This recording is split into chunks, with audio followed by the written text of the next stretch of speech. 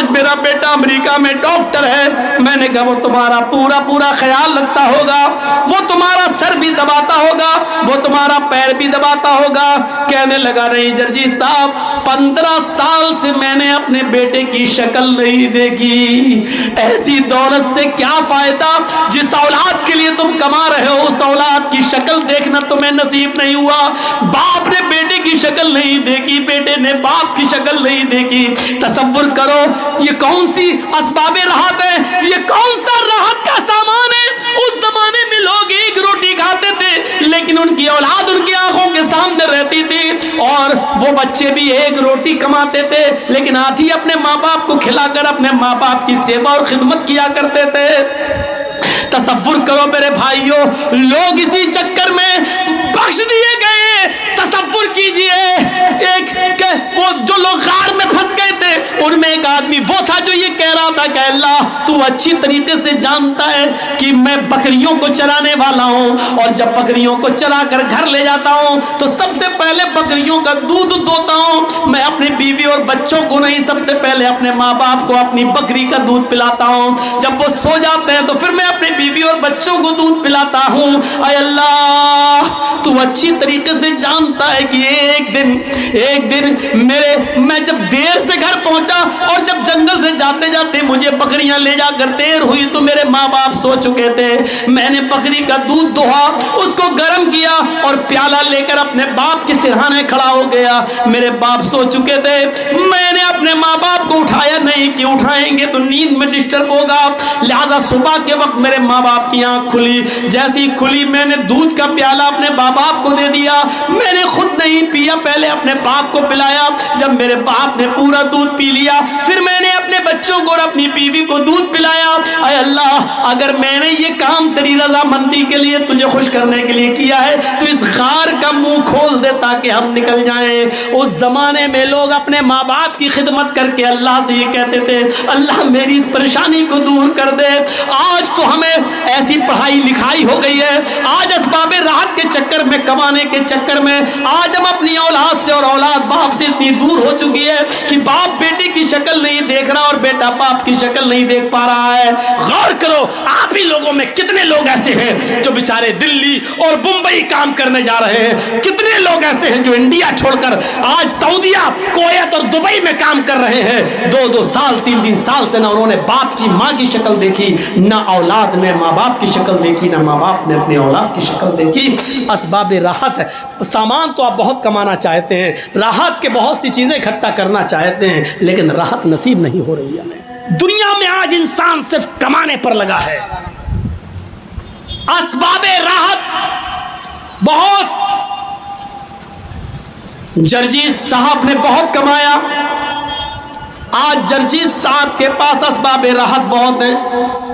آپ جرجیت صاحب کے گھر آئیے تو آپ کو دیکھنے کو ملے گا اس کے گھر میں ایئر کنڈیشن بھی ہے، آج اس کے گھر میں 4 ویلر بھی ہے، آج اس کا گھر بھی عالیشان بنا ہوا ہے۔ اسباب راحت تو جرجیت صاحب کے پاس بہت ہیں لیکن ڈاکٹر نے منع کر دیا جرجیت صاحب آپ بیمار ہیں، آپ اے سی کی ٹھنڈی ہوا میں نہیں لیٹ سکتے ہیں۔ ایسے اسباب راحت سے کیا فائدہ؟ ہم اور آپ جو کما رہے ہیں، راحت کے اسباب اکٹھا کر رہے ہیں کہ ہمیں گرمیوں میں اے سی کی ٹھنڈی ہوا مل جائے۔ ہم نے بہت کمایا لیکن ڈاکٹر نے منع کر دیا کہ اے سی کی ٹھنڈی ہوا میں نہیں لیٹ سکتے ہو۔ اسباب راحت اتنے ہیں کہ چلنے کے لیے 4 ویلر ہے میرے پاس لیکن ڈاکٹر نے منع کر دیا ہے صبح سویرے تمہیں روزانہ پیدل ٹہلنا ہوگا۔ اگر پیدل نہیں ٹہلو گے، کچھ دور 2-3 کلومیٹر روزانہ چہل قدمی نہیں کرو گے تو تمہارے پیر جام ہو جائیں گے۔ تمہیں ضروری ہے اپنے آپ کو اسٹرانگ رکھنے کے لیے تمہیں پیدل چلنا پڑے گا۔ طرح طرح کی مٹھائیاں رکھی ہوئی ہیں، رس ملائی رکھی ہوئی ہے، رسگلہ رکھا ہوا ہے، چھینا رکھا ہوا ہے، بہترین مٹھائی ہے۔ جرجیت صاحب نے بہت کمایا ہے، اسباب راحت ہے، اسی چیز کے لیے تو کما رہے تھے کہ اچھا کھائیں اچھا پیئیں، لیکن ڈاکٹر نے منع کر دیا ہے تمہیں شوگر 400 پار ہو چکی ہے لہذا تم یہ مٹھائی نہیں کھا سکتے ہو۔ غور کیجئے جرجیت صاحب نے اتنا کمایا کہ میرا بیٹا نیٹ نہیں کر پایا تو پرائیویٹ طریقے سے ہم نے اس کو کسی اسکول میں ایڈمٹ کیا، میڈیکل کالج میں بھرتی کیا، 50 لاکھ روپے دے کر میں نے 80 لاکھ روپے دے کر میں نے MBBS میں اس کا ایڈمیشن کرا دیا۔ بچے پڑھ جائیں گے، لکھ جائیں گے، اپنا کمائیں گے، کھائیں گے، اچھا رہے گا۔ بہت زیادہ اسباب راحت ہم نے سوچ لیا تھا، بچہ ہمارا پڑھ لکھ کر بہت بڑا ڈاکٹر بن گیا۔ ایمانداری کے ساتھ بتائیے راحت ہے؟ یا یہ کہہ لیجئے کہ اسی چیز کو ہم نے راحت سمجھ لیا ہے، اسی چیز کو ہم نے راحت سمجھ لیا ہے۔ ابھی ناظم اجلاس صاحب اعلان کر رہے تھے، ہمارے دوست جمیل اختر شفیق تیمی کی جرجیت صاحب کو جب بھی دیکھتا ہوں تو ایسا ہی لگتا ہے کہ جیسے پہلے دیکھا تھا ویسے اب دیکھ رہا ہوں۔ حقیقت 20-22 سال سے برابر آنا جانا ہے، اپنے آپ کو مینٹین بھی کیا جاتا ہے، اس کے پیچھے کچھ ضروری چیزیں بھی ہوتی ہیں۔ آج بھی جرجیت صاحب کے سامنے چاہے جتنی چیزیں رکھ دو، جرجیت صاحب کھائیں گے اتنا ہی جتنا میرا دل ہوگا، زبردستی کوئی دے کے دیکھے نہیں ہوگا۔ جرجیت صاحب کہتے ہیں لوگ ملا مولوی بہت کھاتے ہیں، پیٹ کی توندے ہوتے ہیں، ہم یہ منع نہیں کر رہے، ہوتے ہوں گے، لیکن جرجیت صاحب کے سامنے دہی رکھ دو گے نہیں کھائیں گے، کیونکہ رات میں جلسہ کرنا گلا بیٹھ جائے گا۔ جرجیت صاحب کو آپ روح افزے کا شربت پلائیں گے نہیں پئیں گے، کیوں؟ رات کو گلا بیٹھ جائے گا۔ جرجیت صاحب کو آپ ٹھنڈی بریانی کھلائیں گے نہیں کھائیں گے، کیوں؟ تقریر کرنا گلا بیٹھ جائے گا۔ اپنے آپ کو مینٹین کر کے رکھا ہے اور کبھی پیٹ بھر کے ہم نے کھانا نہیں کھایا ہے۔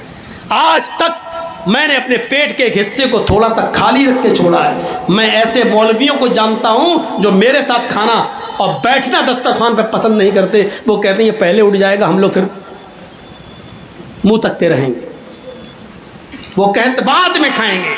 ایسے مولویوں کو میں آج بھی جانتا ہوں جو میرے ساتھ کھانا پسند نہیں کرتے ہیں دسترخوان کے اوپر، وہ کہتے ہیں کہ یہ 2-4 لوگ میں کھا کے اٹھ جائے گا، ہم لوگوں کو بھی کھانے نہیں دے گا صحیح سے ایسے۔ اور میں ایسے مولویوں کو بھی جانتا ہوں جو جلسے کی شرط لگاتے ہیں کہ 1 کلو منگور مچھلی بھی ہونا چاہیے ساتھ میں تلی، اور ایک بار نہیں ملی تھی تو اس نے 2 سال جلسے کی ڈیٹ نہیں دی تھی۔ بس مہمان کی عزت کرنا نہیں جانتے۔ میں ایسے مولوی کو بھی جانتا ہوں، نام لینا ضروری نہیں ہے میرے بھائیوں، تو ایسے لوگ بھی پڑے ہوئے ہیں، ایسے لوگ بھی پڑے ہوئے ہیں۔ اور ہماری پرانی تقریریں اگر آپ اٹھائیں تو اس میں سن لیں گے وہ 3 پیروں کا قصہ بھی ہے، 3 پیروں کا، کہ ایک عورت بیچاری تھی، اس نے 3 پیروں کی دعوت کی، وہ ان کی بڑی مرید تھی، 3 پیروں کی دعوت کی اور اس نے کھچڑی پکائی۔ دیکھیں ان مولویوں کو کھچڑی پسند ہے کہ نہیں ہے؟ 3 پیروں کی دعوت کی، کھچڑی پکائی اور کھچڑی میں گھی ڈال دیا بہت سا، کھچڑی گرم تھی، گھی پگھل گیا۔ ایک تو کھچڑی دیکھ کے مولویوں کا پیٹ بھر گیا، اب دوبارہ جب گھی دیکھا تو اس نے سوچا چلو گھی تو پڑا ہوا ہے، کم سے کم ایک سوچتا یہ گھی میرے پاس آ جائے، دوسرا مولوی سوچنے لگا میرے پاس آ جائے، تیسرا سوچتا میرے پاس آ جائے۔ تو مولویوں کے پاس تو بڑے تکلم ہیں۔ ایک مولوی نے انگلی ڈال دی اس میں کھچڑی میں اور لائن بنا دی ایسے، اور کہا معلوم ہے جنت میں دودھ کی نہر کیسے بہہ رہی ہوگی؟ تجری من تحتہا الانہار، جنت میں دودھ کی نہر ایسے بہہ رہی ہوگی۔ اب جب گڈھا بن گیا تو سارا گھی بہتا ہوا اس کے پاس چلا آیا۔ دوسرے نے کہا جنت میں دودھ کی نہر ادھر بہہ رہی ہوگی، شہد کی اور شراب کی نہریں ادھر بہہ رہی ہوں گی۔ اس نے 2 انگلی ڈالی، اور کائنانی تجریان من تحت النار، دودھ کی اور شراب اور شہد کی نہر ادھر بہہ رہی ہوگی۔ اب تیسرے نے سوچا یہ بھی لے گیا، یہ بھی لے گیا، بچا ہی کیا، اب مجھے بھی ملنا چاہیے۔ تو اس نے ایسا فارمولہ استعمال کیا، اس نے کہا ارے بھائی اتنی جلدی جنت جہنم پہ آ گئے ہو، ابھی تو قیامت بھی نہیں آئی۔ ارے قیامت آئے گی، زمین میں بھوکمپ ہوگا، زلزلہ ہوگا، اس کے بعد جنت و جہنم کا معاملہ آئے گا، اور جب قیامت آئے گی تو زمین ہلے گی۔ جانتے ہو زمین کیسے ہلے گی؟ اس نے پوری پلیٹ اٹھائی، وَإِذَا زُلْزِلَتِ الْأَرْضُ زِلْزَالَهَا، گھی چاروں طرف پھیل گیا، اب کھاؤ۔ اور مولویوں سے تو کبھی کوئی جیت ہی نہیں پایا، بیکار آپ سر پھوڑتے ہیں مولوی کو بدنام کرنے کے لیے۔ کوا اور کبوتر والا میرا قصہ سن لینا، یوٹیوب پہ پڑا ہوا ہے۔ ایک شکاری کے جال میں کوا اور کبوتر دونوں پھنس گئے، कौवा भी रो रहा और कबूतर भी रो रहा है। तो कौवे ने गुस्से में कबूतर से कहा चुप, गुड़िरगू करते करते दिमाग खराब कर दिया। कबूतर बोला कौवे से तू भी तो काव काव काव काव कर रहा है। तो कौवा बोला मैं तो इसलिए रो रहा हूं क्योंकि मुझे, कौवा बोला मैं रो रहा हूं और कबूतर मैं रो रहा हूं शिकारी हमें काट के ना खा जाए। तो कबूतर बोला अबे तू क्यों रो रहा है, तुझसे ज्यादा परेशान तो हम हैं। अरे मैं तो हलाल हूं, ये शिकारी मुझे जाल से निकालेगा और काटेगा और खा जाएगा, मुझे तो कटना ही कटना है, तू क्यों रो रहा है कमीने, तू क्यों काव काव काव करके मुझे परेशान कर रहा है। तो कौवा बोला तुम ज्यादा परेशान नहीं हो, मैं तुमसे ज्यादा परेशान हूं, तुम्हें तो कटना ही कटना है, तुम्हें तो कन्फर्म है, लेकिन हम तुमसे भी ज्यादा परेशान हैं। कहा क्यों, तुम तो हराम हो। कबूतर ने कहा अरे हराम तो हैं, लेकिन ये जाल जिसमें हम फंसे हैं ये किसी जाहिल का नहीं है, जिस जाल में हम फंसे ये मौलवी का जाल है। तो कबूतर ने कहा मौलवी का जाल है तो क्या हुआ। कबूतर ने कहा इस मौलवी का कोई भरोसा नहीं, कब हलाल का फतवा दे के हमको भी काट के खा जाए, मेरी जान तुमसे भी ज्यादा अटकी हुई है। मौलवियों से कौवे और कबूतर भी परेशान है, इसलिए मौलवी हारता नहीं है। बहुत से रास्ते होते हैं इसके पास, बहुत से रास्ते। अल्लाह रब्बुल आलमीन हमें अपने बनाए हुए रास्तों से बचाए और शरीयत पर चलने की तौफीक अता फरमाए। तो मेरे प्यारे साथियों, असबाबे राहत कम हो लेकिन सुकून हो हमारी ज़िंदगी के अंदर। ऐसी औलाद से क्या फ़ायदा जिसने 15 साल से बेटे की शक्ल नहीं देखी। मुझे अली मियाँ नदवी ने लखनऊ में एक वाक़या बयान किया था। मेरे भाइयों, अल्लाह अली मियाँ नदवी को जन्नत नसीब फरमाए, उनके गुनाहों को माफ़ फरमाए। बड़ी शख्सियत गुजरे हैं। अली मियाँ नदवी ने एक वाक़या बयान किया। उनके जलसे में जब इज्तिमा था तो बहुत से लोग दूर दूर से आए हुए थे, औरतें भी आई हुई थी। जलसे को रात के 12 बजे ख़त्म होना था, लेकिन जलसा रात के 12 बजे ख़त्म नहीं होना था। लेकिन एक औरत जो दूर से आई थी बस में बैठकर, उसका दिमाग जलसे में नहीं लग रहा है, वो कई बातें सोच रही है। एक औरत ने उससे पूछा बहन तुम्हें क्या परेशानी है, तुम किसी मौलाना की तकरीर गौर से नहीं सुन रही हो, तुम्हें कुछ प्रॉब्लम है। उसने करने फिर वो परेशान नज़र आई। थोड़ी देर के बाद 2-4 औरतों ने पूछा बहन तुम्हें क्या परेशानी है। कहा ये जलसा कब ख़त्म होगा। कहा वो तो 12 बजे जलसा ख़त्म हो जाएगा। अच्छा ठीक है, तुम्हें परेशानी क्या, कोई बुखार है, पेट में दर्द है, कोई प्रॉब्लम हो तो बताओ। उसने कहा नहीं, प्रॉब्लम ये है कि मैं अपना छोटा सा बच्चा घर पे छोड़ के आई हूँ, अकेला है। तो कहा घर पे कोई नहीं है। कहा नहीं, उसकी दादी हैं यानी मेरी सास वहाँ सो रही हैं, लेकिन वो आँखों से नाबीना है। कहा कोई बात नहीं, बच्चा तो आपका कितने साल का है। कहा 2 साल का बच्चा है। कहा माशाल्लाह बच्चा बड़ा है, अपने आप पेशाब करने जा सकता है, उड़ सकता है, उसकी दादी उसको सुला देंगी, कोई दिक्कत की बात नहीं। कहा मेरी बहन बात दरअसल यह है कि मैं माचिस मैच बॉक्स अपने तकिए के नीचे छोड़ आई हूँ। रात में कभी कभी लाइट चली जाती थी तो मैं चिराग जला लेती थी, इसलिए वो मैच बॉक्स, वो माचिस की तीली मैंने तकिए के नीचे रख दी थी माचिस। मुझे डर है कि रात की तारीकी में कहीं बच्चा उठ न जाए और खेलते हुए कहीं वो माचिस की तीली न जला ले, और जलती हुई वो माचिस का टुकड़ा कहीं बिस्तर पे न गिर जाए और पूरा का पूरा बिस्तर जलने के बाद घर में भी आग न लग जाए और उससे मेरा बच्चा जलकर राख न हो जाए। उन औरतों ने कहा तुम क्या क्या सोच रही हो, चुप रहो, बच्चा बड़ा है, रात में जब सो जाता है तो फिर अक्सर बच्चे सुबह ही उठते हैं, रात की पहली नींद है, गहरी नींद में सो रहा होगा। ये बुरी ख्यालात तुम अपने दिमाग से निकालो और चलो तकरीर शुरू, 12 बजे जलसा ख़त्म हो जाएगा। उस औरत ने कहा कि तुम ठीक ही कह रही हो और तुम ऐसा इसलिए बोल रही हो क्योंकि वो तुम्हारा बच्चा नहीं है, और मैं ऐसा इसलिए सोच रही हूँ क्योंकि वो मेरा बेटा है, मेरा बच्चा है। मुझे अपने बच्चे का जो तजर्बा है वो मैं जानती हूँ, अपने बच्चे के हालात से मैं वाकिफ़ हूँ, तुम नहीं। बहरहाल जलसा रात के 12 बजे ख़त्म होता है, बसें अपने अपने इलाकों में जाने लगती हैं। वो औरत भी जिस बस में बैठ कर आई थी वो भी जाने लगती है। ड्राइवर से कह रही है कि ज़रा जल्दी चलो। ड्राइवर ने बस थोड़ी सी तेज स्पीड में चलाई, लेकिन जब ये औरत घर पहुंचती है, इसके दिमाग में जो जो तसव्वुरात थे वो तसव्वुरात वैसे ही कि वैसे जो ये सोच रही थी वैसे कि वैसे पूरे होते चले गए। ये औरत जब घर पहुंचती है तो क्या देखती है कि बच्चा रात में आंख खोल चुका है। बच्चे ने माचिस तकिए के नीचे से निकाल भी लिए, बच्चा माचिस जला भी चुका है, माचिस की चलती हुई तीली बिस्तर पे गिर भी चुकी है, उस बिस्तर में आग भी लग चुकी है और उस बिस्तर पे मेरी सास और वो छोटा सा बच्चा दोनों जलकर राख भी हो चुके हैं और घर भी जलकर राख हो चुका है। मेरे भाइयों, मैं कहना ये चाहता हूं कि एक रात के लिए बिस्तर पर माँ ने अपने बच्चे को छोड़ा तो जल से भी उसको चैन नहीं मिल रहा है, रात में उसको सुकून नहीं मिल रहा है कि मेरा बेटा कहीं आग ना लगा ले, माचिस से कहीं खिलवाड़ करते करते कहीं माचिस को जला ना ले और उससे अपने आप को जला ना ले।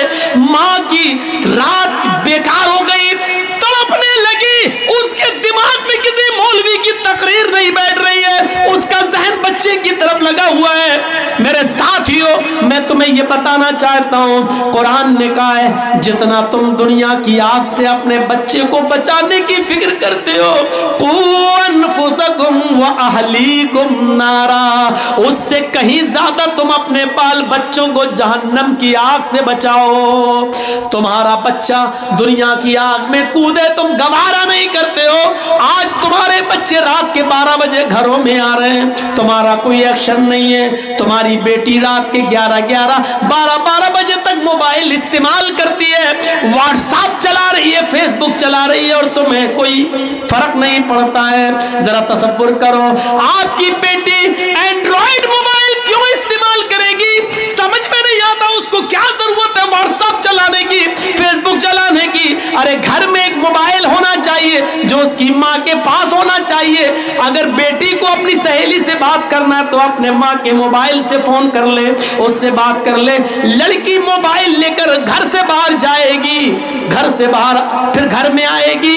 आपने इतनी आजादी क्यों दे रखी है? आपने इतना फ्रीडम क्यों दे रखा है? और जब ये दिन आपने दिखाए हैं, जब ये दिन आपने दिखाए हैं अपनी बेटियों को, तो आजकल फिर वो दिन भी देखो, आजकल वही दिन भी देखो, फिर वही दिन देखने को मिलेंगे जो हैदराबाद की सरजमीन पर हुआ है। एक हिंदू लड़के के साथ एक मुसलमान लड़की का शादी करना और उस लड़की के भाई का गुस्से में आकर उस हिंदू लड़के का मर्डर कर देना, कत्ल कर देना और फिर उस लड़की का उसी लड़के के घर में चला जाना और ये कहना कि मैं हिंदू रस्म रवाज के मुताबिक इसके घर में अपनी पूरी जिंदगी गुजारूंगी, मैं अपने घर नहीं जाऊंगी। ये दिन अब आपको देखना पड़ेंगे, इसलिए देखना पड़ेंगे क्योंकि हमने अपनी बेटियों को व्हाट्सएप चलाने की खुली इजाजत दे रखी है। हमने अपनी बेटियों को कॉन्वेंट स्कूलों में लड़कों के साथ बैठ के पढ़ाया है, को एजुकेशन हमने दी है। अब ये दिन तो देखना ही पड़ेंगे। और आरएसएस के वो सरगना जो नागपुर की सरजमीन पर बैठे हुए हैं, जो षड्यंत्र रच रहे हैं कि मुसलमान लड़कियों को ज्यादा से ज्यादा स्कूलों कॉलेजों में वैकेंसी दो, इनको नौकरियां दो और इनको स्कूलों में जगह दो ताकि हमारे गैर मुस्लिम हिंदू लड़के ज्यादा से ज्यादा इनसे प्यार करें और प्यार का नाटक करने के बाद इनको अपने चंगुल में फंसाएं, शादी करें, कोर्ट मैरिज करें, 2-4 बच्चे पैदा करने के बाद इसको किसी तवाइफ खाने के हवाले कर दें। कितनी लड़कियां ऐसी हैं जो आज मेरे भाइयों चकले खानों पर इसलिए बैठी हुई हैं कि 1-2 बच्चे पैदा हो जाने के बाद उनको छोड़ दिया गया है, उसको नजरअंदाज कर दिया गया है, उसको लाते मार के उसके घर से भी भगाया गया है, फिर वो हिंदू समाज के मंदिर में गई, वहां से भी उसको निकाला गया है और आखिरकार वो अपने घर आ नहीं सकती है क्योंकि उसके बाप ने कह दिया कि जीते जी तू अपना चेहरा हमको नहीं दिखा सकती है। आखिरकार उसने चकले खाने में बैठ के अपनी जिंदगी को गुजारना और अपने जिस्म को बेचना शुरू कर दिया है।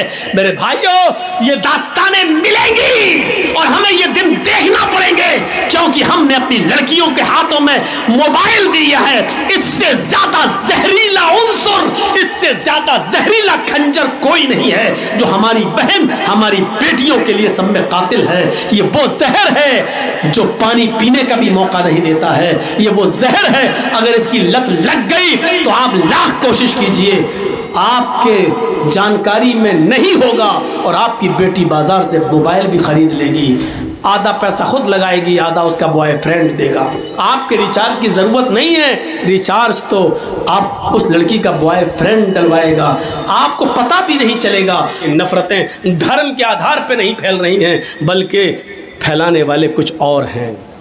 बस हम उन्हीं को पहचान लें तो बात ख़त्म हो जाएगी, लेकिन हम पहचानने में गलती कर जाते हैं। इलेक्शन का मौका आता है, बाकायदा उत्तर प्रदेश में वोट मांगा गया, 80% बनाम 20%, ये कहकर वोट मांगा गया, लेकिन ये 20% बेचारा ये अभी इसी पसोपेश में है कि हम वोट दें तो किसको दें, हम जाएं तो किधर जाएं, हमारे लिए ये अच्छा नहीं, हमारे लिए वो अच्छा नहीं। और ऐसा उलझा हुआ है वो 80 करोड़ इस वक्त ये नहीं देख रहे हैं कि पेट्रोल कहाँ पहुँच गया है, वो 80 करोड़ ये नहीं देख रहे हैं कि डीजल कहाँ पहुँच गया है, वो 80 करोड़ ये नहीं देख रहे हैं कि गैस सिलेंडर चूल्हा कहाँ पहुँच गया है, गैस कहाँ पहुँच गई है, वो 80 करोड़ ये नहीं देख रहे हैं कि हमें कितनी परेशानियों का सामना करना पड़ रहा है, वो 80 करोड़ मुत्तफिक हैं। हम ये देख रहे हैं कि हमारे लिए कौन बेहतर है, हम ये नहीं देख रहे हैं कि इन 80 करोड़ लोगों के फन को कुचलने के लिए हमारे लिए सबसे ज्यादा बेहतर कौन है। हम ये देख रहे हैं कि हमारे लिए बेहतर कौन है, हम ये नहीं देख रहे हैं कि इस वक्त इन 80 करोड़ लोगों के फन को कुचलने के लिए सबसे ज्यादा जरूरत किसकी है। ये सोच, ये समझदारी, ये दूरंदेशी हमारे अंदर पैदा नहीं हो रही है। मैंने किसी एक जलसे में कहा था और मैंने एक मिसाल दी थी कि 3 जानवर शिकार करने के लिए निकले, शेर, भेड़िया और लोमड़ी। शेर ने हिरन का शिकार किया, भेड़िए ने बकरी का शिकार किया, लोमड़ी ने खरगोश का शिकार किया। तीनों जानवर वहीं पड़े हैं। शेर ने भेड़िए से कहा, भेड़िए बताओ कौन सा जानवर कौन खाएगा। भेड़िए ने कहा, बहुत आसान, समझ नहीं पाया। थोड़ा सा इशारा शेर का समझ लेता कि ये कैसा शेर है। इस शेर को अगर आप समझ जाओ तो जर्जीस की पूरी तकरीर समझ में आ जाएगी। शेर ने कहा, भेड़िए इंसाफ कर, कौन सा जानवर कौन खाएगा। और भेड़िए ने कहा, बहुत आसान है, हिरन आपने मारी है आप खा लीजिए, बकरी मैंने मारी मैं खा लेता हूं, लोमड़ी ने खरगोश मारा, लोमड़ी खरगोश खा लेगी। फैसला बिल्कुल सही था, जालिमाना फैसला नहीं, बिल्कुल हक पर मबनी फैसला। लेकिन फैसला किसके सामने कर रहे हो उसको तुम नहीं समझ पाए, भेड़िया नहीं समझ पाया। शेर ने कहा, अच्छा इतना गलत फैसला, तेरी हिम्मत कैसे हुई ऐसा फैसला करने की। और भेड़िए ने, शेर ने पंजा मारा, भेड़िए की गर्दन तन से जुदा, भाग वो गया भेड़िया। अब लोमड़ी से कहा, इस कमबख्त को फैसला करना नहीं आता, तुम बताओ कौन सा जानवर कौन खाएगा। लोमड़ी तो समझ गई। लोमड़ी ने कहा, वाकई बिल्कुल गलत फैसला किया था। अरे साहब, जंगल के राजा आप हैं, इस कमीने को फैसला करना ही नहीं आता, पता नहीं जाहिल था ये। भेड़िए ने, शेर ने कहा, अरे तू फैसला कर, वो कैसा था उसको तो अंजाम पहुंच गया, हो गया उसका अंजाम, तू बता। लोमड़ी ने कहा, भाई जंगल के राजा आप हैं, ये तीनों जानवर आप खाएंगे, भाई आपका हक है, आप जंगल के राजा हैं। हिरन आप सुबह खा लीजिए, बकरी आप शाम को खा लीजिए, मुंह का टेस्ट और जायका बदलने के लिए दोपहर में आप खरगोश खा लीजिए। तीनों जानवर आपके, आप खाइए, आप नहीं खाएंगे तो कौन खाएगा। शेर ने भेड़िए की, लोमड़ी की पीठ थपथपाई, वाह वाह, वाकई तूने सच्चा फैसला किया है। लोमड़ी, इतना अच्छा फैसला करना तूने कहां से सीखा। उसने कहा, हजरत इसी भेड़िए से सीखा है। क्या कहा उसने, हजरत इसी भेड़िए से सीखा है। भेड़िए ने गलत फैसला सही किया, लेकिन अक्लमंदी और दानिशमंदी भूल गया। जालिम के सामने उसने ऐसा फैसला कर दिया, इसलिए उसको जान से हाथ धोना पड़ा। लोमड़ी ने اگرچہ کچھ نہیں کھایا، اپنا مارا ہوا جانور خرگوش بھی شیر کو دے دیا، بھوکی رہ گئی، لیکن کم سے کم عقل مندی اور دانش مندی کا ثبوت دے کر اس نے اپنے آپ کو تو بچا لیا۔ میرے پیارے ساتھیوں، ابھی ہم اسی میں پڑھیں میرے لیے کون سی پارٹی اچھی ہے، ابھی ہم اسی میں پڑھیں ہمارے لیے کسی نے اچھا نہیں کیا۔ اب آپ آگے امید بھی مت رکھیے کہ کوئی ایسی ٹیم، ایسی پارٹی آئے گی جو آپ کے لیے اچھا کرے گی بھوش میں اور مستقبل میں، آپ ایسی امید بھی مت رکھیے۔ اب تو آپ اپنے وجود کو بچانے کی کوشش کیجئے، اور عقل مندی اس میں ہے کہ یہ دیکھیے کہ میرا بڑا نقصان کس میں اور چھوٹا نقصان کس میں ہے، اور عقل مندی یہ ہے کہ بڑے نقصان سے بچنے کے لیے چھوٹا نقصان اگر کرنا پڑے تو کر دو۔ یہ عقل مندی کا تقاضا ہے۔ کہو گے کہ حاجی صاحب نے جرجیت صاحب کو بلایا ہے کہ پارٹی کا پرچار کرنے کے لیے بلایا، میں کسی پارٹی کا پرچار نہیں کر رہا ہوں، میں عقل مند لوگوں کے بیچ میں بول رہا ہوں، کوئی پاگل اور بیوقوف لوگوں کو تھوڑی سنا رہا ہوں۔ بنگال کے لوگ عقل مند تھے، مان گئے، دھڑا دھڑ دے دیا، اور آج بچے ہوئے ہیں ماشاءاللہ، محفوظ ہیں۔ اور کہیں وہ ڈیفیٹ کھا جاتے، غلطی کر جاتے، تو آج ان کا وہی حال ہوتا کہ 10 خود مولانا جرجیز کے مسجد میں لگے ہوئے 10 مائک میں سے 8 مائک اتروا دیے گئے، اور جرجیز صاحب کچھ نہیں کر پائے۔ صرف 2 مائک آج ہماری مسجد میں رہ گئے۔ پورے ہندوستان میں جماعت اہل حدیث کے پاس اتنی بڑی مسجد نہیں ہے جتنی بڑی ہمارے اٹاوا میں ہماری شاہی جامع مسجد ہے، اتنی بڑی مسجد۔ 10 مسجدوں سے 10 مائک ہٹا کر سے 2 رہ گئے، اور ان 2 مائک کی آواز بھی اتنی سلو کر دی گئی جو صرف مسجد کے اندر تک رہ سکتی ہے، باہر نہیں نکل سکتی ہے۔ اگر اتر پردیش والے یہ غلطی نہ کرتے تو آج یہ دن ہمیں دیکھنا پڑتے۔ یہ ہوگا، اور کوئی بات نہیں، ان چیزوں سے گھبرانا بھی نہیں چاہیے۔ فَإِنَّ مَعَ الْعُسْرِ يُسْرًا، آج پریشانی ہے کل آسانی آئے گی، کل انشاءاللہ آسانی ہوگی۔ پیچھے مڑ کے نہیں دیکھنا چاہیے، جو ہوا وہ ہوا، آگے ہمیں کیا کرنا ہے، ہمیں کون سی رونیتی بنانا ہے، ہمیں کون سی حکمت عملی اپنانا ہے، اس پر غور کرنا چاہیے۔ جو ہو گیا ہو گیا، پیچھے مڑ کے دیکھنا بے وقوفی ہے۔ 5 سال تک اب ہمیں آگے کی حکمت عملی بنانا ہے، آگے کی رونیتی سوچنا ہے، اتفاق اور اتحاد ہمیں اپنے اندر پیدا کرنا ہے، ایک دوسرے کی نفرتوں کو ہمیں اپنے دلوں سے نکالنا ہے، ہمیں یہ آپس میں یکجہتی کا ثبوت دینا ہے۔ ان چیزوں کو ختم کرنا ہوگا کہ تیری مسجد میں میری نماز نہیں، میرے مسجد میں تیری نماز نہیں۔ ہمیں ان تمام چیزوں کو نظر انداز کرتے ہوئے اتفاق اور اتحاد کے ایک پلیٹ فارم پہ آنا ہوگا، یکجہتی کا ثبوت دینا ہوگا، تفرقہ مٹانا ہوگا، گٹ بندی کو ختم کرنا ہوگا، ایک دوسرے کو کافر کے فتوے جو ہم بہت جلدی دے دیتے ہیں، جو تھوک کے بھاؤ میں بکتے ہیں 100 200 روپے میں، ہمیں ان تھوک کے بھاؤ میں بکنے والے فتووں کو روکنا پڑے گا میرے بھائیوں، تبھی ہم آگے کچھ کر سکتے ہیں، ورنہ آج کے بعد پھر وہی دن آئیں گے، پریشانیاں ہمیں پھر جھیلنا پڑیں گی۔ دھرم کوئی بھی ہو نفرت نہیں سکھاتا ہے۔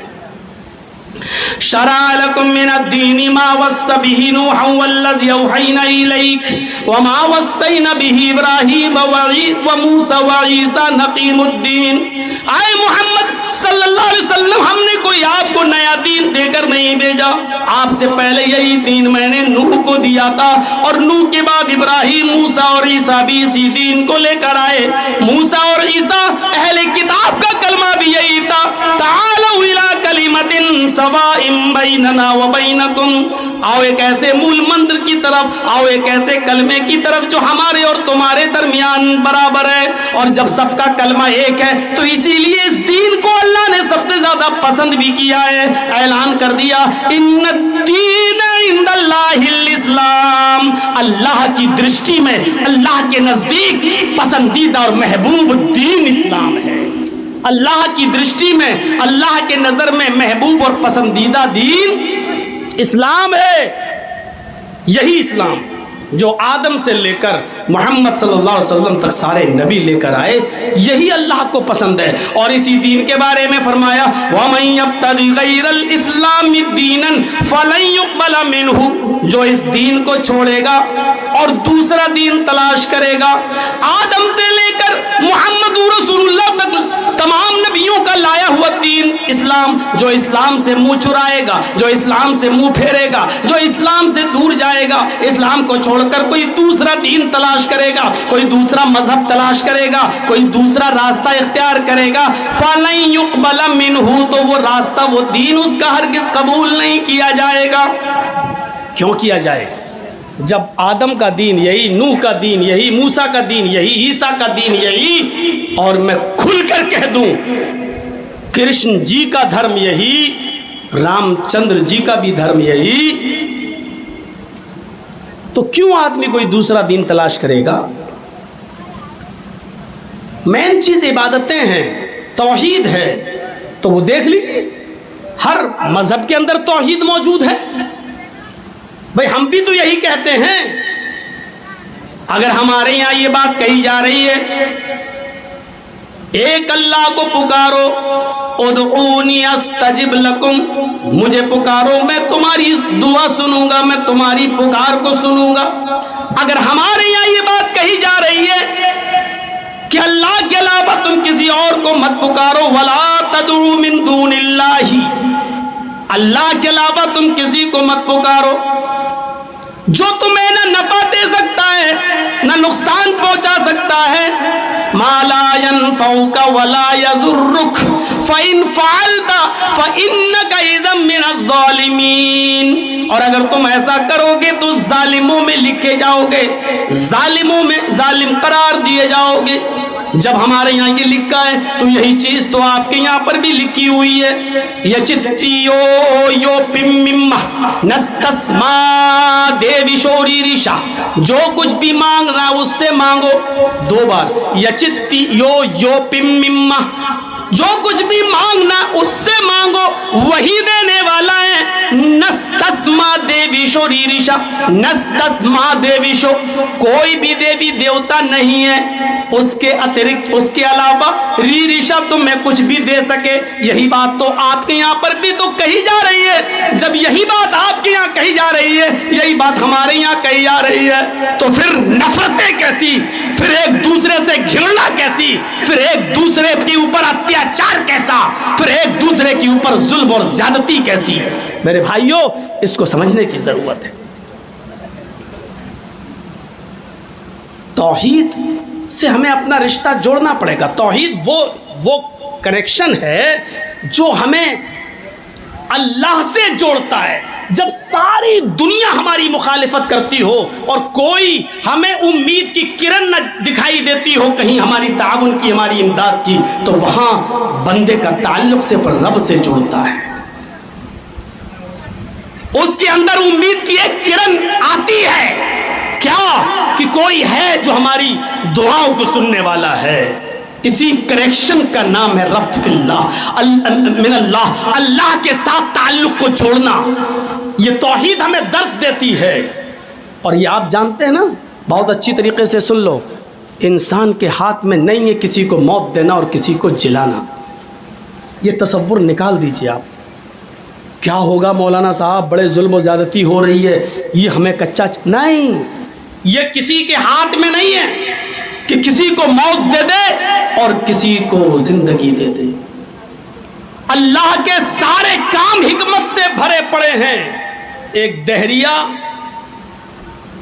ایک آم کے درخت کے نیچے لیٹا ہوا سو رہا تھا, اللہ کو نہیں مانتا تھا, اور آم کا پیڑ دیکھتے ہوئے اس کی نظر زمین کے اوپر پڑ گئی تو کیا دیکھتا ہے کہ کھیت میں تربوز لگے ہوئے ہیں. تو اس نے کہا کہ دیکھو اللہ بھی کتنا بڑا بے وقوف اور پاگل ہے, جو بڑا پھل ہے اس کو پیڑ پہ لٹکانا چاہیے تاکہ کوئی چوری نہ کر لے جائے. تو بڑا پھل تو یہاں لگا دیا زمین پر تربوز, اور جو چھوٹا پھل ہے آم وہ پیڑ پہ لٹکا دیا. جبکہ حفاظت بڑے پھل کی کرنا چاہیے تھی اور کر رہا چھوٹے پھل کی. تربوز تو کوئی بھی اٹھا کے لے جا سکتا ہے, تو تربوز کو پیڑ پہ ہونا چاہیے تھا اور آم کو زمین پر. اب دہریہ تھا, ابھی تھوڑی دیر لیٹا تھا کہ آنکھ کھلی, ہوا چلی, اچانک ایک آم ٹوٹ کر اس کی ناک پہ گرا. اب اس کی کھوپڑی ٹھکانے آ گئی. نہیں, اللہ نے بالکل ٹھیک ہی کیا ہے. اگر اس پیڑ پر تربوز لگا ہوتا اور اگر یہ ٹوٹ کر گرتا تو نہ میری ناک بچتی نہ دانت بچتا, دونوں ٹوٹتا. تو کھوپڑی بالکل ٹھکانے آ گئی اس کی. وہ سمجھ گیا کہ اللہ کا ہر کام حکمت سے بھرا پڑا ہے.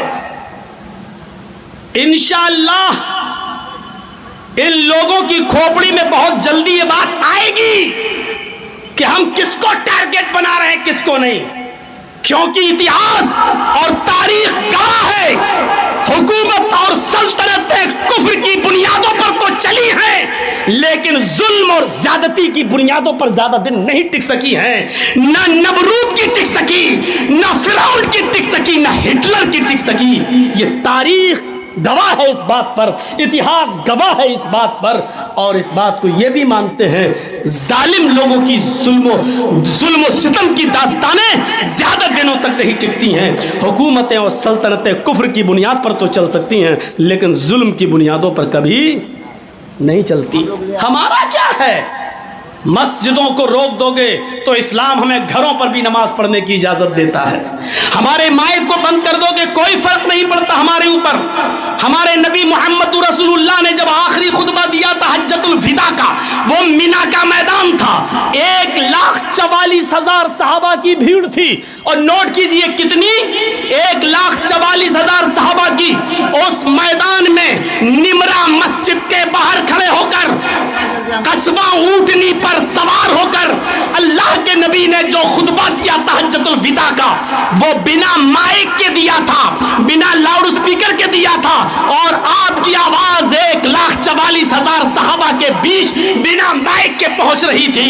ہمیں ضرورت نہیں ہے ہمارے مائکوں پر بھی پابندی لگا دو یا جو کرنا چاہو کر دو. ہماری شریعت حالت مجبوری میں بغیر مائک کے بھی اذان دینے کو جائز قرار دیتی ہے.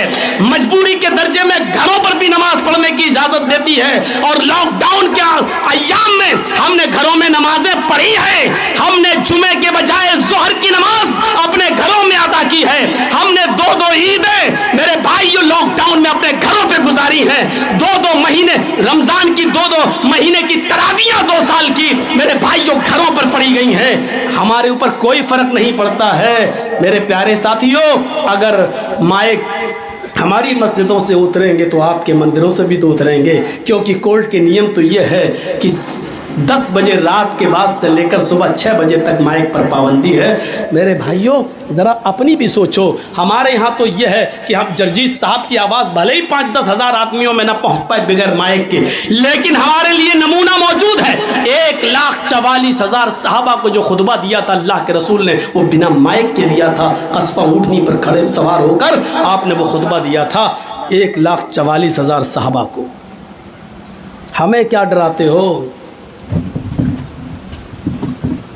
مصلحت کا تقاضا ہے, سمجھوتا کر لیتے ہیں. اور سمجھوتا کرنا تو ہمیں ہمارے نبی نے سکھلایا ہے.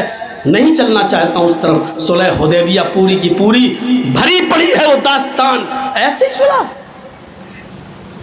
ایسا سمجھوتا عقل بھی نہیں کہتی کہ اتنا دب کر سمجھوتا کرنا چاہیے. آئے محمد صلی اللہ علیہ وسلم, اس مرتبہ آپ جائیے اور آپ کے صحابہ جائیں, ہم آپ کو عمرہ نہیں کرنے دیں گے. آئندہ سال آپ آئیے گا, ٹھیک ہے چلے جاتے ہیں.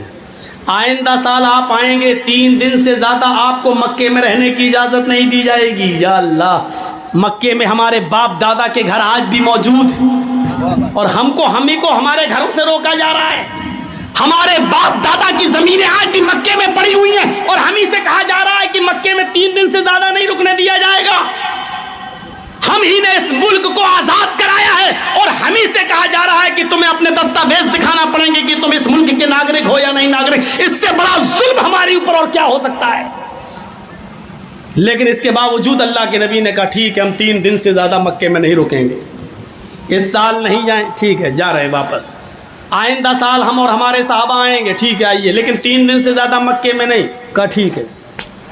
ہمارے آدمی, ایک اور شرط, ہمارے آدمی تلوار لے کر گھومیں گے, ننگی کھلی ہوئی، اور آپ کے صحابہ تلوار لا تو سکتے ہیں لیکن تلوار میان میں ہوگی، کھلی ہوئی تلوار لے کر نہیں۔ ہمارے آدمی تلوار لے کر گھومیں گے لیکن آپ کے آدمی تلوار لے کر نہیں۔ آپ نے کہا ہم لڑنے کے ارادے سے آئیں گے ہی نہیں، اس لیے ہمیں تمہاری یہ شرط بھی منظور ہے۔ اور چوتھی شرط، ہمارا کوئی آدمی بھاگ کر اگر مدینے جائے گا تو آپ کو واپس کرنا ہوگا، اور آپ کا کوئی آدمی اگر بھاگ کر مکے میں آ گیا ہمارے پاس تو ہم اسے واپس نہیں کریں گے۔ اللہ کے نبی نے کہا مجھے تمہاری یہ شرط بھی منظور ہے۔ سگنیچر ہونے لگے، کافروں کی طرف سے نمائندگی کر رہا تھا سہیل، قریش کا سردار بن کر آیا۔ اللہ کے نبی نے لکھ دیا کہ محمد رسول اللہ کو یہ ساری شرطیں منظور ہیں، لکھوا دیا۔ سہیل نے جب یہ پڑھا تو اس نے کہا اے محمد ابن عبداللہ، میں آپ کو رسول اللہ نہیں مانتا ہوں، آپ کو میں عبداللہ کا بیٹا مانتا ہوں، اور اس میں یہ لکھا ہوا ہے کہ محمد الرسول اللہ کو شرطیں منظور ہیں، یہ رسول اللہ کاٹو، جب تک رسول اللہ نہیں کاٹو گے میں نہیں مانوں گا۔ تو اللہ کے نبی نے حضرت علی سے کہا اے علی لفظ رسول اللہ کاٹ دو اور آگے لکھ دو محمد ابن عبداللہ کو یہ شرطیں منظور ہیں۔ حضرت علی نے کہا اللہ کے رسول کیا آپ رسول اللہ نہیں ہیں؟ فرمایا ہوں۔ پھر میں کیوں کاٹوں؟ کہا کہ میں اللہ کا رسول بھی ہوں اور عبداللہ کا بیٹا بھی ہوں، یہ لوگ مجھے اللہ کا رسول نہیں مانتے، کوئی بات نہیں، عبداللہ کا بیٹا تو مانتے ہیں، لکھ دو محمد ابن عبداللہ کو یہ شرطیں منظور ہیں۔ حضرت علی نے کہا اللہ نے آپ کو حق کے ساتھ رسول بنا کر بھیجا ہے، میرے ہاتھ میں اتنی طاقت نہیں ہے کہ میں اپنے ہاتھ سے لفظ رسول اللہ کاٹ سکوں۔ اللہ کے نبی نے کہا کیسا منظر ہوگا صحابہ کے سامنے۔ اللہ کے نبی نے کہا علی پھر مجھے بتاؤ کہ کہاں لکھا، پڑھو بخاری، کہاں لکھا ہے مجھے بتاؤ۔ جب حضرت علی نے بتایا یہ، اور اللہ کے رسول جب اپنے ہاتھ سے رسول اللہ کاٹ رہے تھے تو حضرت عمر فاروق کے آنکھوں میں آنسو تھے، اور حضرت عمر فاروق نے کہا اے اللہ کے رسول مجھے ایک دو سوالوں کا جواب دے دیجیے۔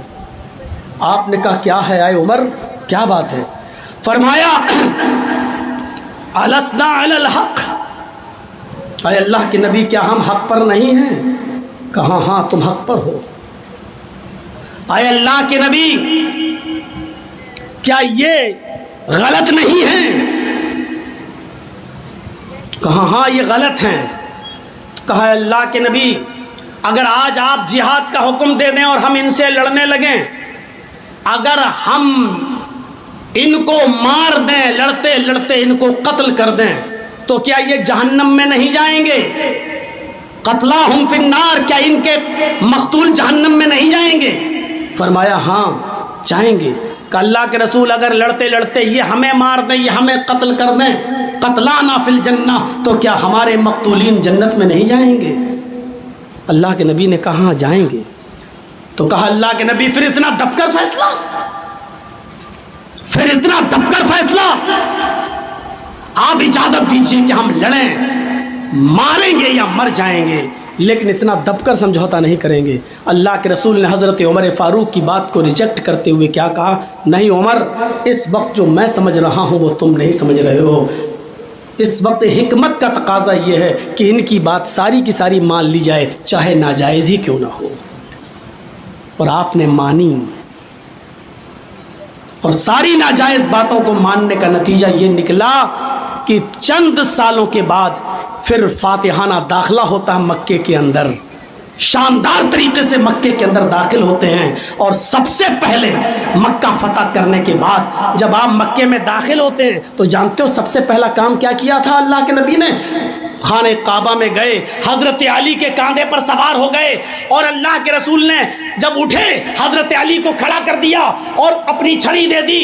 حضرت علی نے ایک ایک بت کو گرایا، خانہ کعبہ سے بتوں کو صاف کیا، ایک ایک بت کو گراتے جاتے اور کہتے جاتے جاء الحق وزهق الباطل ان الباطل کان زہوقا، حق آ گیا اور باطل مٹ گیا، اور باطل کو تو مٹنا تھا۔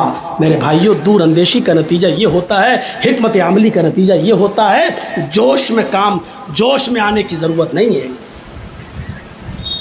یہ ساری چیزیں ہمیں شریعت نے بتائی ہیں، ساری چیزیں ہمیں قرآن و حدیث کے اندر ملتی ہیں۔ ایسے حالات ہو جائیں تو ہمیں کیا کرنا چاہیے؟ تھوڑا سا پانی اگر ہو تو منگائیے، تھوڑا گلا میرا نہیں ہے۔ تو ساری چیزیں شریعت کے اندر موجود ہیں۔ تو بات تھوڑی سی کٹ گئی، ہمیں توحید سے اپنا رشتہ مضبوط کرنا چاہیے۔ دہریہ کی عقل میں نہیں آ رہی تھی بات، اتنا بڑا تربوز زمین پر، اتنا چھوٹا سا آم پیڑ پر، جب اس کی ناک پہ گرا تو اس کی عقل میں آ گیا۔ تو اللہ نے جو کچھ بھی کرتا ہے اس کے کام میں حکمت ہوتی ہے۔ یہ الگ بات ہے کہ ہم اس کی حکمت کو سمجھ پائیں یا نہ سمجھ پائیں۔ اپنی عقل کو اس حد تک دوڑائیے جس حد تک دوڑ سکتی ہے۔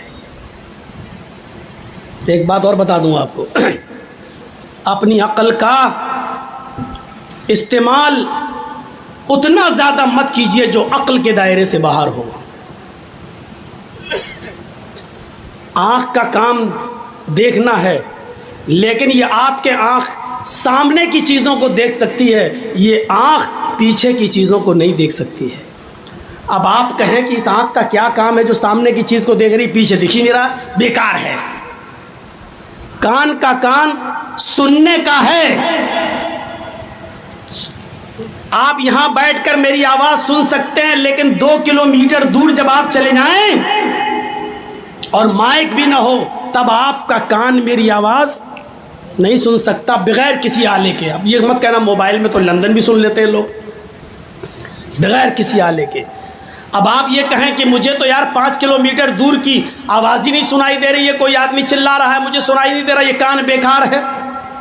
کان سے اتنا ہی کام لو جتنا کان کے بس میں ہے، آنکھ سے اتنا ہی کام لو جتنا آنکھ کا دائرہ ہے، عقل سے اتنا ہی کام لو جتنا عقل کا دائرہ ہے۔ ہم عقل سے کچھ زیادہ ہی کام لینے لگے ہیں، ایسا کیوں ہو گیا ہے؟ یہ آپ کا کام نہیں ہے۔ اسلام نے ایک مرد کو 4 عورت رکھنے کی اجازت دے دی، لیکن ایک عورت کو 4 مرد رکھنے کی اجازت نہیں دی۔ اب آپ سوچو ایسا کیوں؟ یہ آپ کی عقل کا دائرہ نہیں ہے۔ آپ اس عقل سے اس حد تک مت سوچئے، سوچیں گے تو سمجھ لو کہ آپ اپنی آنکھ سے پیچھے کو چیزوں کو دیکھنے کا کام کر رہے ہیں جو نہیں دیکھ سکتے ہیں آپ۔ اللہ کے نبی نے فرمایا جب بچہ ماں کے پیٹ سے پیدا ہو، لڑکا ہے اور لڑکی 2 ہی ہوتا ہے، لڑکا یا لڑکی، اگر بچہ پیشاب کر دے تو بچے کے لڑکے کے پیشاب کی جگہ پر پانی کا چھینٹا مارا جائے گا، لیکن لڑکی اگر آپ کے بیڈ پر یا بستر پر یا کپڑے پر پیشاب کر دے تو لڑکی کے پیشاب کو دھویا جائے گا۔ لڑکے کے پیشاب پر چھینٹے مارے جائیں اور لڑکی کا پیشاب دھویا جائے، ایسا کیوں ہے؟ اب آپ اس کے پیچھے پڑ جائیں گے تو آپ اپنی عقل سے اتنا کام لینا چاہتے جو آپ کی عقل کے دائرے میں نہیں ہے۔ اللہ کے نبی نے فرمایا جب موزوں پر مسح کرو تو اس کے اوپر کے حصے پر مسح کرو، جبکہ عقل یہ کہتی ہے کہ گندگی نیچے لگتی ہے، آپ زمین پر چلیں گے تو مٹی یا ناپاکی نیچے لگے گی، تو قاعدے سے مسح نیچے کرنا چاہیے، ایسے ایسے پانی لے کے ایسے، تاکہ نیچے کا حصہ پاک ہو جائے۔ لیکن اللہ کے رسول نے نیچے نہیں بلکہ اوپر مسح کرنے کا حکم دیا ہے، اوپر۔ عقل کہتی ہے نیچے، لیکن ہمیں اوپر کرنا ہے، ایسا کیوں حکم دیا؟ یہ آپ جو چیز سوچ رہے ہو وہ آپ عقل سے اس کے دائرے سے زیادہ کام لے رہے ہو جو آپ کی عقل کا دائرہ نہیں ہے۔ اگر دنیا میں 2 ہی ہر آدمی کے عقل پر آدمی چلنے لگے تو معاف کیجئے گا، آپ کی عقل کچھ اور کہے گی اور میری عقل کچھ اور کہے گی، اور اسی عقل کا لوگوں نے ناجائز فائدہ اٹھایا۔ تو آج دیکھ لیجئے برطانیہ میں اور امریکہ میں انہوں نے کہا اس میں عقلی طور پر کوئی برائی نظر نہیں آتی کہ لڑکے لڑکوں کے ساتھ ریلیشن شپ میں رہیں اور لڑکیاں لڑکیوں کے ساتھ ریلیشن شپ میں رہیں۔ برطانیہ اور امریکہ میں باقاعدہ لڑکے لڑکوں کے ساتھ شادی کر کے رہ رہے ہیں اور لڑکیاں لڑکیوں کے ساتھ شادی کر کے رہ رہی ہیں باقاعدہ۔ انہوں نے کہا اس میں عقلی طور پر کیا برائی؟ اگر کوئی لڑکا کسی لڑکے کے ساتھ رہنا چاہتا ہے تو عقلی طور پر کوئی برائی نہیں، اگر کوئی لڑکی کسی لڑکی کے ساتھ رہنا چاہے تو عقلی طور پر اس میں کوئی برائی نظر نہیں آتی ہے۔ یہ عقل کا ناجائز فائدہ اٹھایا گیا ہے، یا یوں کہہ لیا جائے کہ اپنی عقل کو اس کے دائرے سے بڑھا کر اس کے اوپر بوجھ ڈال دیا گیا ہے جو عقل کا کام نہیں تھا، لیکن انہوں نے اپنی عقل کا ناجائز استعمال کیا۔ تو یہ ایسی چیزیں، ورنہ آپ کے سپریم کورٹ کے اندر بھی یہ چیز پاس ہو چکی ہے بھارت کے اندر سے کہ اگر آپ کی بیوی بھی آپ کی مرضی کے مطابق اگر آپ کے بستر پر نہیں سوتی ہے تو آپ اس کو زبردستی اس کے ساتھ ہم بستری نہیں کر سکتے ہیں۔ اگر آپ نے زبردستی اپنی بیوی کے ساتھ ہم بستری کی تو یہ بھی ریپ مانا جائے گا۔ یہ آپ کے بھارت کے قانون کا ایک حصہ ہے، سپریم کورٹ کا ایک حصہ ہے۔ آپ کے بھارت کے سپریم کورٹ کا ایک قانون یہ بھی ہے کہ اگر آپ کی بیوی ہے، آپ نے کانٹیکٹ کیا ہے، آپ اس کے شریر کے مکمل مالک نہیں ہیں، اگر وہ اپنی مرضی سے آپ کی بیوی ہوتے ہوئے بھی اگر کئی لوگوں کے ساتھ ریلیشن رکھنا چاہے تو آپ اس کے اوپر کیس نہیں کر سکتے ہیں، کیونکہ اس کا جسم ہے، اس کی مرضی ہے، وہ آپ کی بیوی ہے ضرور، آپ اس سے فائدہ اٹھائیں گے، لیکن اگر وہ کسی دوسرے کے ساتھ بھی اگر اپنے سمبند بنانا چاہے تو کوئی جرم نہیں ہے، کیونکہ وہ آزاد ہے۔ میرے بھائیوں، یہ اسی عقل کا نتیجہ ہے کہ لوگوں نے اس عقل سے اتنا کام لے لیا ہے جو اس عقل کا دائرہ نہیں ہے۔ آنکھ سے ہم یہاں بیٹھے بیٹھے ہم دیوار کی چیزیں دیکھنا چاہتے ہیں، یہاں بیٹھے بیٹھے ہم کلکتہ کے کیا ہو رہا وہ دیکھنا چاہتے ہیں، یہ آنکھ کے دائرے سے باہر ہے۔ ہم یہاں بیٹھے بیٹھے پاکل ریلوے اسٹیشن پر کلیوں کی آواز سننا چاہتے ہیں جو ہمارے کان کے دائرے سے باہر ہے۔ اسی طریقے سے یہ عقل کا ناجائز فائدہ ہے، اور عقل کو اگر آزاد چھوڑ دیا جائے تو معاف کیجئے گا، میں بہت ہی واضح لفظوں میں کہہ دینا چاہتا ہوں، غور سے سنیے گا، اگر عقل کو آزاد چھوڑ دیا جائے تو میں پوچھنا چاہتا ہوں کہ پھر ایک بہن کے ساتھ نکاح کرنے میں اور بیٹی کے ساتھ شادی کرنے میں کیا برائی ہے؟ مجھے بتائیے، عقلی طور پر بتائیے کیا برائی ہے؟ بلکہ میں تو یہ کہتا ہوں کہ آپ کی بہن بڑی خوبصورت ہے، آپ اپنی بہن کے جذبات کو سمجھتے بھی ہیں، آپ نے ناز و نخلوں میں پالا بھی ہے، آپ دولت مند بھی ہیں۔ عقل مندی تو یہ کہتی ہے کہ آپ اپنی بہن کے اور اپنی بیٹی کے زیادہ مستحق ہیں کہ آپ اس کے ساتھ نکاح کریں۔ یہ کون سی عقل مندی ہے کہ اپنے گھر کی دولت کو آپ کسی دوسرے کے حوالے کر دیں اور دوسرے کی سڑی ہوئی دولت کو آپ اپنے گھر میں لے آئیں اور اپنے گھر کی مہارانی بنا لیں؟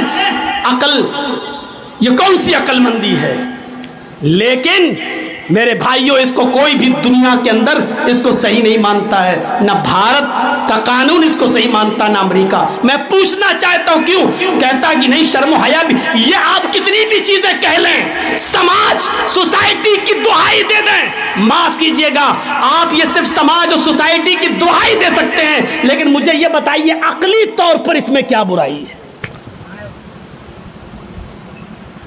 جو کام ہماری بہن کے ساتھ ہمارا بہنوئی کرتا ہے وہ کام کیا ایک بھائی نہیں کر سکتا ہے؟ بچے پیدا وہاں ہوں گے، کیا بچے پیدا اس گھر میں نہیں ہو سکتے؟ بلکہ ہمیں اپنی بہن اور اپنی بیٹی کے مزاج سے ہم زیادہ واقف ہیں، ہم جتنا اچھی طریقے سے اس کے ساتھ رہ لیں گے دوسرا نہیں رہ پائے گا۔ عقل تو یہ کہتی ہے، لیکن میرے بھائیوں یہ عقل کا دائرہ ہے جو محدود ہے۔ جب عقل ہماری کام کرنا بند کر دیتی ہے تو وہاں پر ایک تیسرا علم کام کرتا ہے جس کو کہتے ہیں وحی الہی۔ وحی الہی کی ضرورت وہیں پڑتی ہے جہاں ہماری عقل کا دائرہ ختم ہو جاتا ہے۔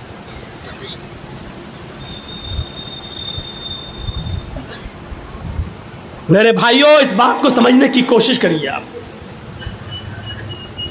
ہم جو چیز سوچیں ضروری نہیں کہ وہ سچ ہو، اس لیے عقل کا ناجائز استعمال کرنا چھوڑ دیجیے۔ یہ شریعت نے بتایا ہے کہ بہن کے ساتھ رشتہ تم نہیں کر سکتے ہو، یہ شریعت نے بتایا ہے، وحی الہی نے بتایا ہے کہ بیٹی کے ساتھ نکاح کرنا حرام ہے، یہ شریعت نے بتایا ہے کہ ماں کے ساتھ نکاح کرنا حرام ہے، یہ وحی الہی طے کرتی ہے کہ تم خالہ کے ساتھ نکاح نہیں کر سکتے ہو، یہ وحی الہی طے کرتی ہے کہ تم پھوپھی کے ساتھ نکاح نہیں کر سکتے ہو۔ عقلی طور پر کوئی برائی نہیں ہے، لیکن عقل کا ایک دائرہ ہے، اور جہاں عقل کا دائرہ ختم ہو جاتا ہے وہیں پر پھر ایک تیسرا علم کام آتا ہے، اور اس علم کا نام ہے وحی الہی۔ اس لیے اس دنیا کو ایک تیسرے علم کی ضرورت ہے، وحی الہی کی۔ دنیا کا نظام اگر اپنی اپنی عقلوں سے چلاؤ گے تو ہر انسان کی عقل ایک دوسرے سے الگ ہے، ایک دوسرے سے الگ ہے، ایک یہ کہے گا دوسرا وہ کہے گا۔ اس لیے جہاں ہماری عقل کام کرنا بند کر دے تب حکومت کا نظام ایک تیسرے علم سے چلایا جائے گا، اور وہ تیسرا علم ہے وحی الہی، پھر وہ شرعی نظام ہے۔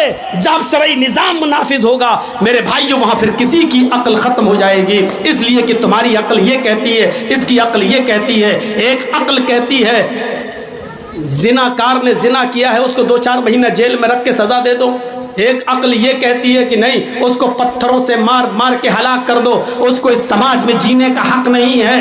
کل تک اس سزا کو لوگ روڑی وادی سزا کہتے تھے، اور جب ہندوستان میں بھارت میں جب بلاತ್ಕಾರ اور ریپ کے کیس بڑھے تب راج ٹھاکرے کو بھی کہنا پڑا کہ اسلام کی سزا ان کے اوپر لاگو کرو، پتھروں سے مار مار کے ان کو ہلاک کر دو اور ختم کر دو۔ میرے بھائیوں بتاؤ، ہماری عقل یہ کہتی ہے کہ چور کے ہاتھ کاٹ دینے کے بعد وہ بیچارہ مجبور ہو جاتا ہے، پھر کمانے کے لائق نہیں ہے، اس لیے چور کے ہاتھ نہیں کاٹنا چاہیے۔ اگر ہاتھ کاٹ دیں گے تو زندگی بھر پھر وہ محنت نہیں کر سکے گا، مزدوری نہیں کر سکے گا۔ ایک عقل یہ کہتی ہے کہ چور کا ہاتھ نہیں کاٹنا چاہیے، ایک عقل یہ کہتی ہے کہ اگر چور کا ہاتھ کاٹ دیا جائے گا تو پھر تمام لوگوں کی سامان کو اور مال کو چوری سے محفوظ کر لیا جائے گا، پھر کسی کی ہمت نہیں پڑے گی کہ وہ کسی کے مال کی چوری کرے، کیونکہ اس کی سزا دیکھنے کے بعد پھر چوروں کے حوصلے پست ہو جائیں گے۔ ایک عقل یہ کہتی ہے، اب بتائیے کون سی عقل کو کام میں لایا جائے؟ اس لیے جب انسانوں کی عقلیں ٹکرانے لگیں تو وہاں ایک تیسرا علم کام آتا ہے، اور اس علم کا نام ہے وحی الہی۔ پھر کتاب و سنت اور شرعی نظام کے تحت نظام کو چلایا جائے، ملکی نظام کو۔ جیسے اس دہریے نے سوچا اپنی عقل سے کہ اتنا سا پھل تو اوپر اتنا بڑا نیچے، جب ناک پہ گرا تب ہوش ٹھکانے آ گئے۔ آپ جو چاہیں، مجھے معلوم ہے سن 1957 کا تقریباً واقعہ ہے، 57 کا واقعہ، 1957 کا۔ چھوٹی لائن چلتی تھی، چھوٹی لائن گورکھپور سے گونڈا کے لیے چھوٹی لائن ایک چلتی تھی، اور وہ کوئلے والا انجن اس میں لگا ہوتا تھا پہلے۔ تو جب اس میں گاڑیاں، جب ایک ٹرین، اس کا ڈرائیور ہے محمد قاسم نام کا، سنیے، محمد قاسم نام کا ڈرائیور گاڑی ٹرین چلا رہا ہے، اور جب ٹرین گورکھپور سے بڑھنی اور بڑھنی کو کراس کرتے ہوئے جب وہ کوا پور اسٹیشن کے پاس سے گزری، تلسی پور کے پاس ایک پل تھا، اس پل کے پاس کو کراس کرنے کے بعد آگے بڑھتی ہے تو ٹرین ڈرائیور نے، محمد قاسم نے دیکھا کہ ایک 17-18 سال کی ایک لڑکی دوڑتی ہوئی چلی آ رہی ہے، اور وہ ٹرین کی پٹری کے نیچے آ کر لیٹ گئی ہے، خودکشی کرنا چاہتی ہے۔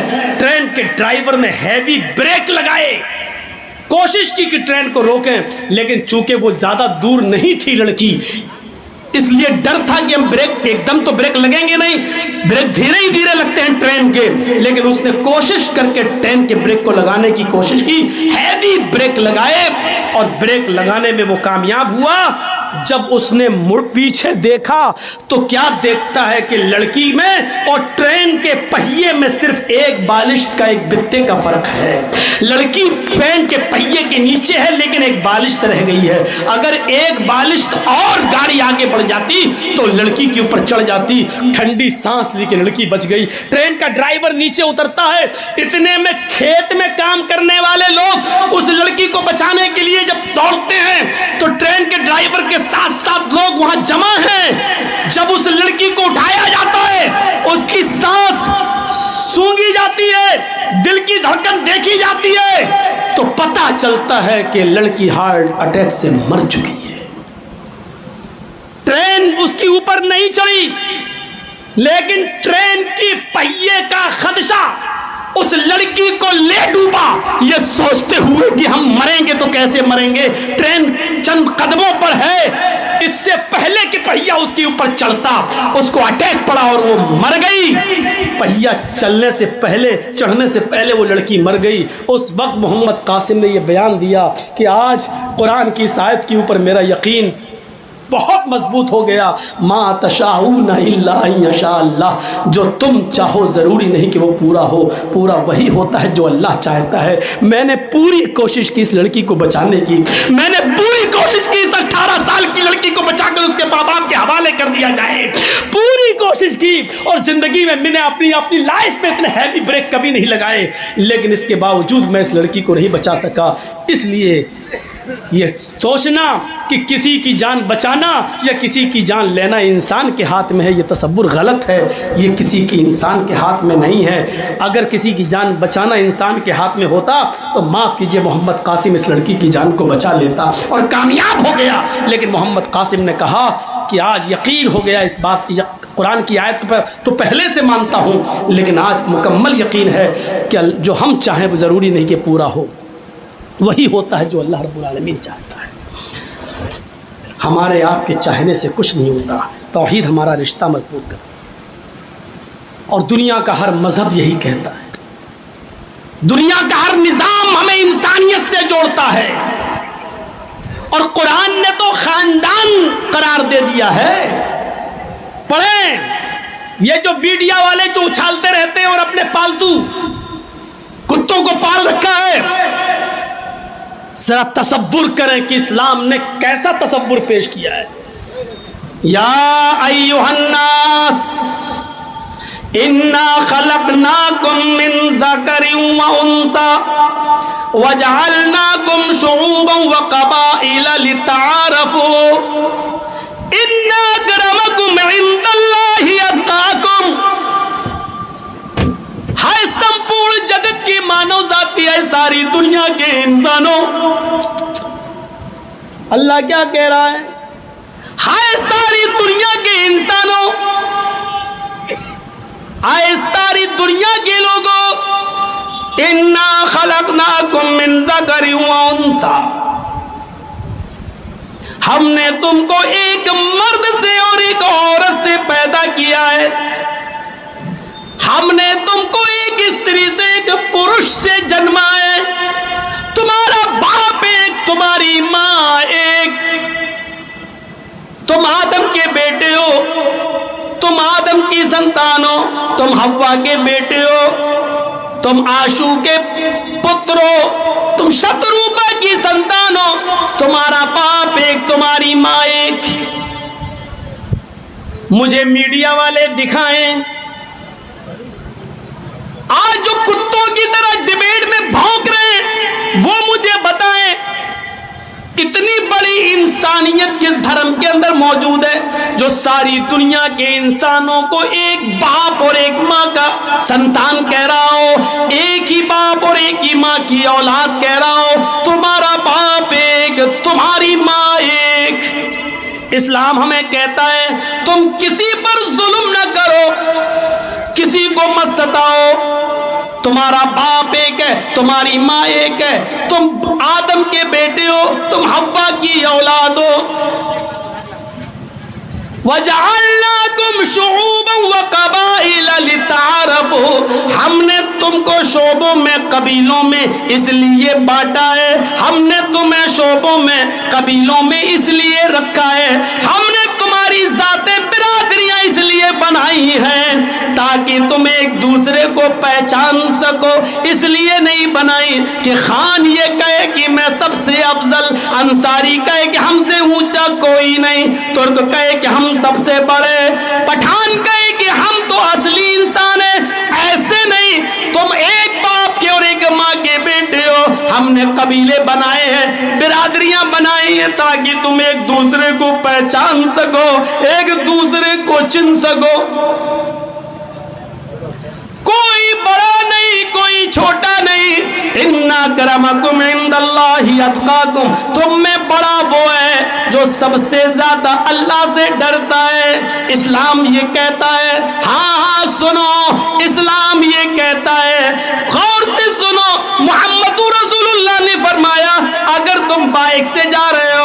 موٹر سائیکل کا سفر کر رہے ہو, 4 ویلر کا سفر کر رہے ہو, سواری پہ گزر رہے ہو, اونٹ پہ جا رہے ہو, گھوڑے پر بیٹھے ہو, کسی بھی سواری کر رہے ہو اور تمہاری نظروں کے سامنے ایک پتھر پڑا ہوا نظر آ جائے, سڑک پر روڈ پر ایک پتھر پڑا ہے, کیلے کا چھلکا پڑا ہے, شریعت کہتی ہے, اسلام کہتا ہے, تمہاری نظر جب اس پتھر کے اوپر پڑ جائے, اے میڈیا والوں لکھو, یہ مانوتا بتائی ہے اسلام نے, یہ انسانیت سکھلائی ہے اسلام نے کہ اپنی گاڑی سے اترو, 4 ویلر سے اترو, موٹر سائیکل سے اترو, گھوڑے سے اترو, گدھے سے اترو, سواری سے اترو, اونٹ سے اترو, اس پتھر کو ہٹا دو.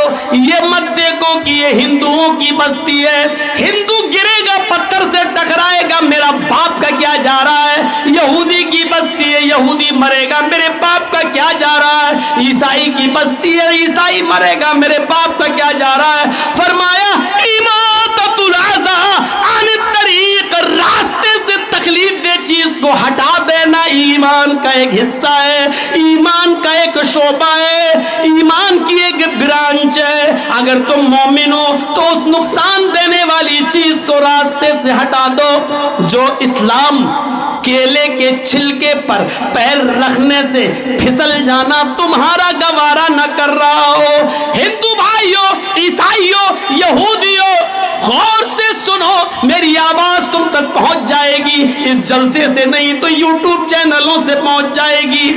اسلام کو یہ بھی گوارا نہیں کہ کوئی ہندو, کوئی عیسائی, کوئی جینی, کوئی بدھسٹ, کوئی سکھ, کوئی کرسچن کیلے کے چھلکے پر پیر رکھ کے پھسل جائے, یا کوئی بچہ یا بوڑھا پھسل جائے اور گر جائے اور اس کو چوٹ لگ جائے. اسلام اتنا بھی گوارا نہیں کرتا کہ کسی کو چوٹ لگ جائے, گر جائے, وہ تمہارا قتل ہوتے ہوئے دیکھنا کیسے گوارا کر لے گا, وہ تمہیں مرتا ہوا دیکھنا کیسے گوارا کر لے گا. اسلام کی تعلیم تو یہ کہتی ہے کہ کسی کے پیر کیلے کے چھلکے پر پڑے ہو, وہ گر جائے, اس سے بہتر ہے کہ کیلے کا چھلکا ہٹا دو, پتھر ہٹا دو, تکلیف دہ چیز ہٹا دو. یہ اسلام کہتا ہے.